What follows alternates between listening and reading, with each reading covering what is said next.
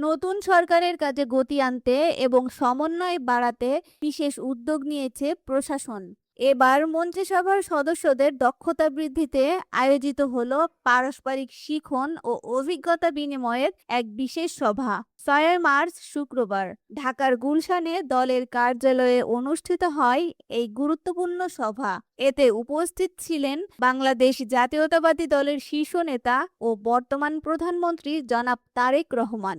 মূলত সরকারের মাননীয় মন্ত্রী, প্রতিমন্ত্রী, উপদেষ্টা, মুখ্য সচেতক এবং অন্যান্য সচেতকদের নিয়ে এই সভার আয়োজন করা হয়, যেখানে প্রশাসনিক কাজের গতিশীলতা ও জবাবদিহি নিশ্চিত করার বিষয়ে আলোচনা হয়।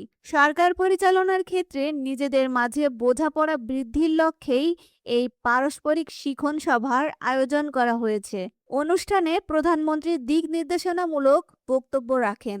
জনপ্রতিনিধি হিসেবে কিভাবে জনগণের প্রত্যাশা পূরণ এবং সুশাসন নিশ্চিত করা যায় সে বিষয়ে বিভিন্ন দপ্তরের মন্ত্রী ও উপদেষ্টাগণ নিজেদের মতামত ও ভবিষ্যৎ কর্মপরিকল্পনা একে অপরের সাথে ভাগ করে নেন।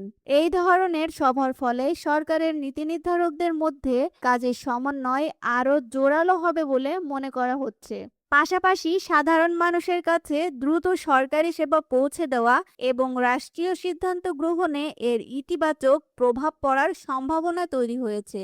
সরকারের শীর্ষ পর্যায়ের এই উদ্যোগ ভবিষ্যতে প্রশাসনিক কাঠামোকে কতটা শক্তিশালী করে এবং জনকল্যাণে কতটা ভূমিকা রাখে সেটাই এখন দেখার বিষয়।